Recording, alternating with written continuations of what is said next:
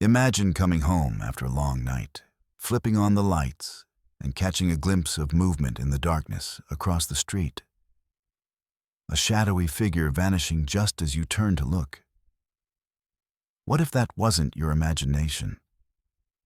What if someone was always there, watching your every move? Welcome to tonight's chilling episode. 3 disturbing true stories of being watched. These tales are based on real accounts, amplified with the kind of tension that keeps you on the edge of your seat. Buckle up, because once you start listening, you won't want to stop. First story. The Shadow in the Seattle Loft. My name is Alex Rivera, and back in my early 20s, right after graduating from community college, I moved into a cozy loft apartment in downtown Seattle. It was nothing glamorous. Just a 1-bedroom spot on the 4th floor of an old brick building in the Pioneer Square district. Rent was affordable, especially for someone like me juggling student debt and a barista job at a hip coffee shop nearby. The place had high ceilings, exposed pipes, and a big bay window overlooking a bustling side street lined with cafes and galleries. During the day, sunlight streamed in, but at night, the streetlights cast eerie glows, and the alley below turned into a shadowy corridor. I loved the urban vibe at first. It felt alive, independent, my first real taste of adult life. But that sense of freedom started to crumble about 3 weeks in. I worked the closing shift, often getting home around midnight. One rainy evening, I unlocked my door, shook off my umbrella, and hit the light switch.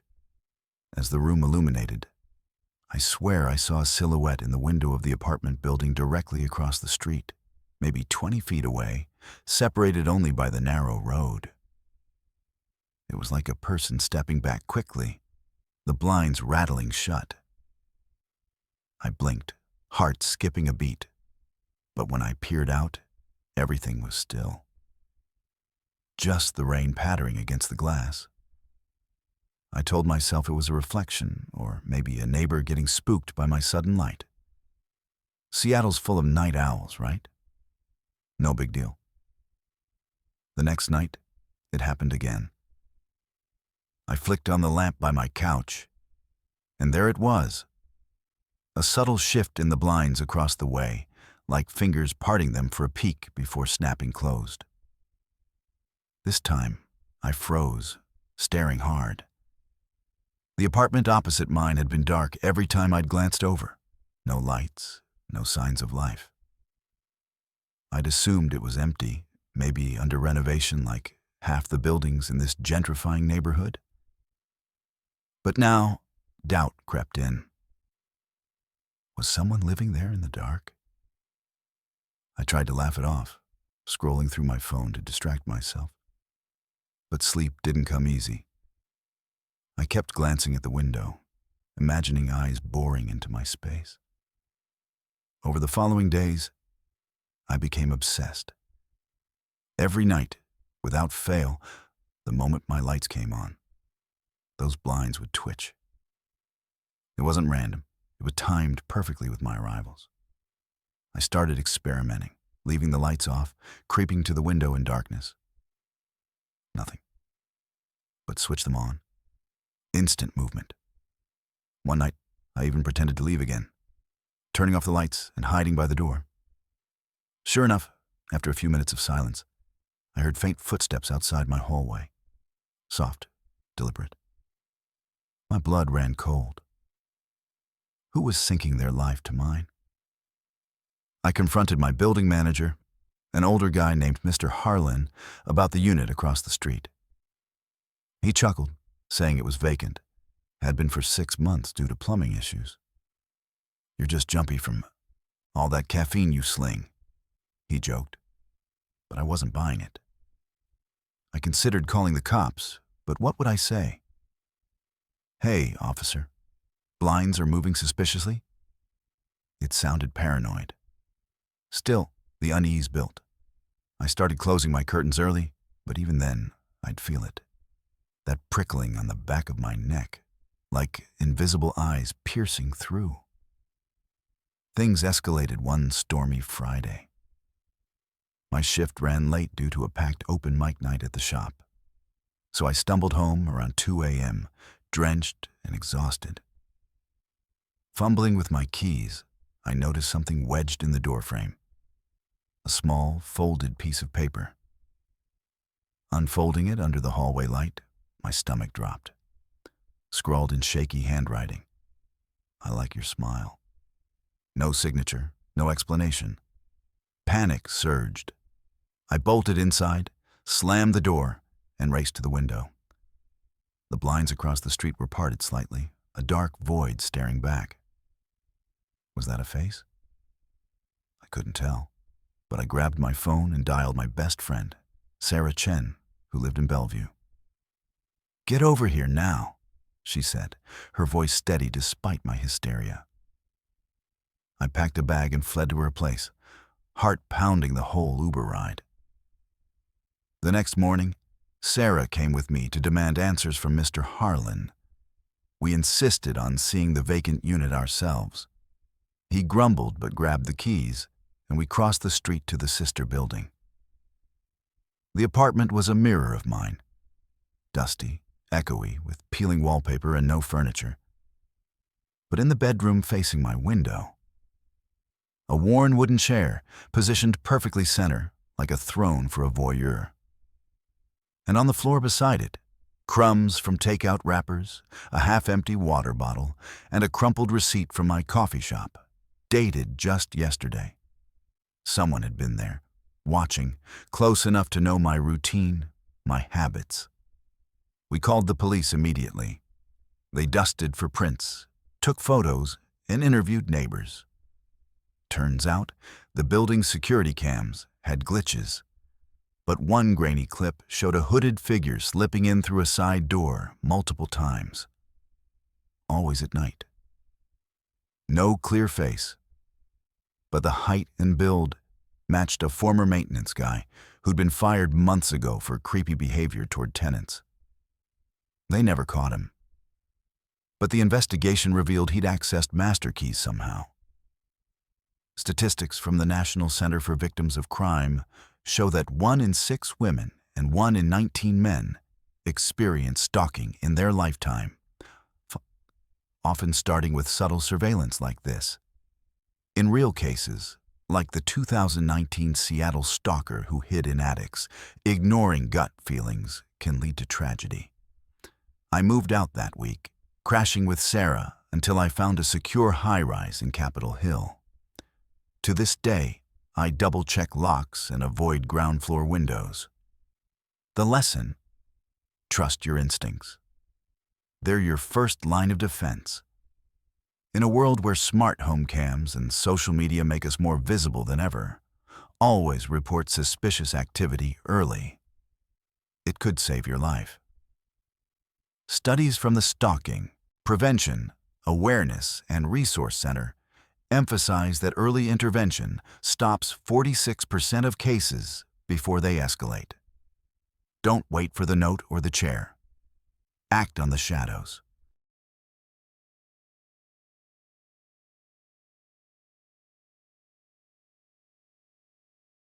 Second story. The Whisper in the Colorado Cabin. I'm Emily Hayes, and when I was 13, my family uprooted from the suburbs to a secluded cabin in the Rocky Mountains near Boulder, Colorado. Dad got a remote job in tech, and Mom wanted that fresh air lifestyle. Acres of pine trees, a bubbling creek, and 0 neighbors for miles. The house was a charming log cabin from the 1950s, complete with squeaky wooden floors, a stone fireplace, and an old barn about 50 feet from the back porch, cluttered with rusty farming equipment from the previous owners. We rarely went in there. It smelled musty, like forgotten secrets. The weirdness started subtly. One crisp autumn night, around 11 p.m., I was in my room sketching under the covers when our border collie, Buddy, erupted in frantic barks from the living room. Buddy was loyal and protective, never barking without reason. I tiptoed to the window, peering into the moonlit yard. He was fixated on the barn, hackles raised, growling low. The floodlight clicked on, illuminating fresh footprints in the soft dirt. Large boot marks leading straight to the barn door. No one out there, but Buddy wouldn't quit until Dad shooed him inside. "Probably a coyote," Dad said. But those prints were human-sized, deep and deliberate. Nights blurred into a pattern. Buddy's alerts became routine, barking at shadows near the barn, more footprints appearing like ghostly invitations. We'd check in the morning, always toward the barn, never away, as if someone vanished inside. One midnight, I awoke to crunching gravel outside my window. Heart hammering, I parted the curtains. The light flared, revealing a lanky man in a tattered flannel jacket, lurking by the barn's padlocked door. His face was gaunt, eyes hollow in the shadows, before he melted into the trees. I screamed for my parents. Dad burst out with his shotgun, sweeping the yard. But the intruder was gone. Inside the barn, nothing but cobwebs and old crates. Dad bolted the door tighter, adding chains. "Just a homeless wanderer," he muttered. But I saw the worry in his eyes. Weeks passed uneasily. Then Buddy disappeared. We'd let him out for his evening run, and he never came back. We combed the woods, posted flyers in Boulder, even checked with rangers. No trace. That night, grief kept me awake. Around 1 a.m., a faint scratching echoed from the back door. I crept downstairs, Dad already there with a gun. The floodlight snapped on, and there he was. The man, bolder now, standing brazenly by the barn. In one hand, a gleaming hunting knife. In the other, Buddy's red collar dangling like a trophy. Blood stained the tag. Rage and terror exploded. Dad yelled, firing a warning shot into the air. The man bolted, but not before dropping the collar and flashing a deranged grin. Police swarmed the next day. Searching the barn, they pried up loose floorboards, uncovering horrors. A hidden crawl space with a sleeping bag, canned food, and binoculars trained on our windows. Deeper in, ritualistic carvings on the walls, eyes, spirals, and names scratched out. A duffel bag held stolen items, wallets from hikers reported missing in the Rockies, a woman's necklace, and a journal filled with obsessive entries. Watching the Hayes family. The girl draws at night. They don't see me yet. Pages of sketches mimicking our home, our routines. Worst, bones, not just animal. Forensics later confirmed human fragments from unsolved disappearances. The intruder? A drifter named Elias Crow, wanted for similar stalkings in Wyoming.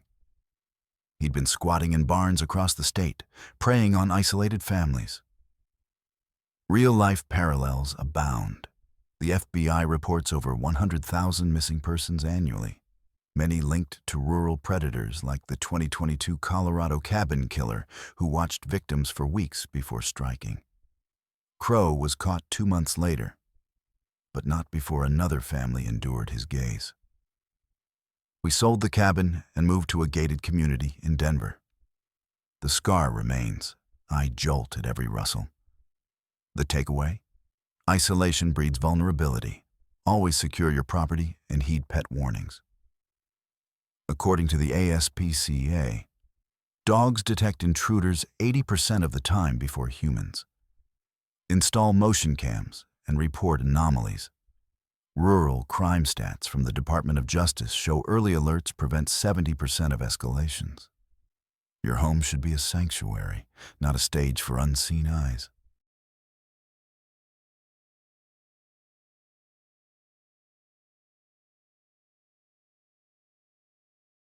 Third story. The Eyes in the Appalachian Woods. Hey, I'm Taylor Brooks, and in the summer of 2020, my college buddies and I, Chris Patel, his sister Mia, her boyfriend Sam, and our friend Jordan Lee, decided to escape the pandemic blues with a backpacking trip in the Appalachian Mountains near Asheville, North Carolina. We were all mid-20s, stir-crazy from lockdowns, craving nature's reset. We chose a remote trail in Pisgah National Forest. Dense oaks, misty ridges, no cell service, pure unplugging.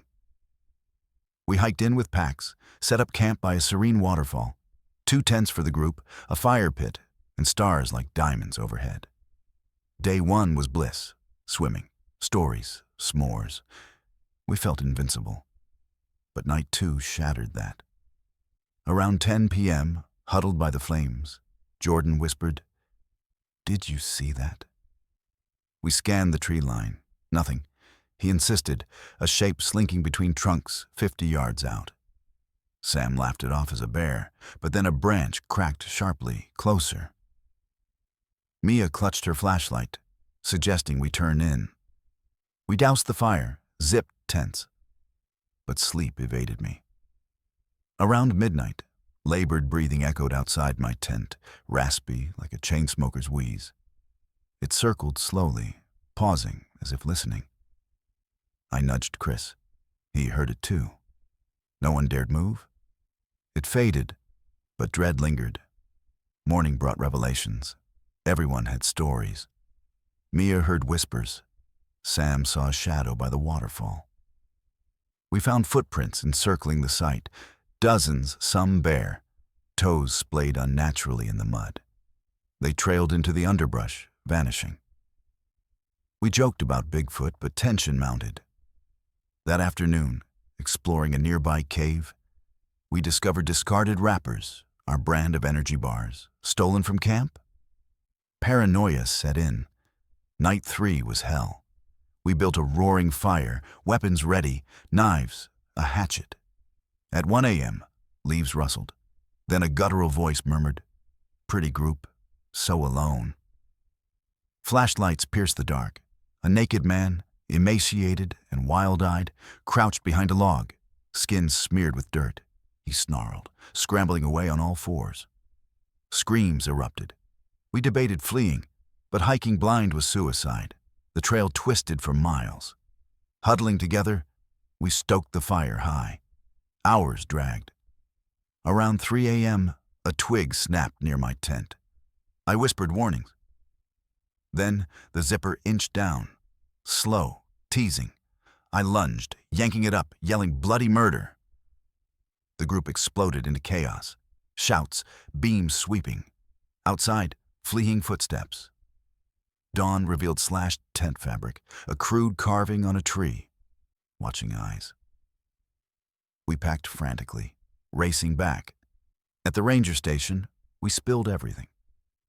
The officer nodded grimly. Reports of feral men in the apps. Escaped convicts or hermits, some violent. One 2018 case involved a stalker who assaulted campers, stealing gear, and worse. Park Service data shows 1,600 disappearances in national parks since 1900, many unexplained. We drove home shell-shocked, vowing no more wilderness. The moral? Preparation saves, lives in the outdoors, always camp in groups, carry satellite phones, and no escape routes.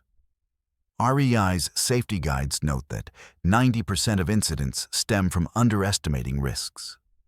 Listen to that inner voice. It's evolved for survival. Nature's beauty hides dangers. Respect it or become the story.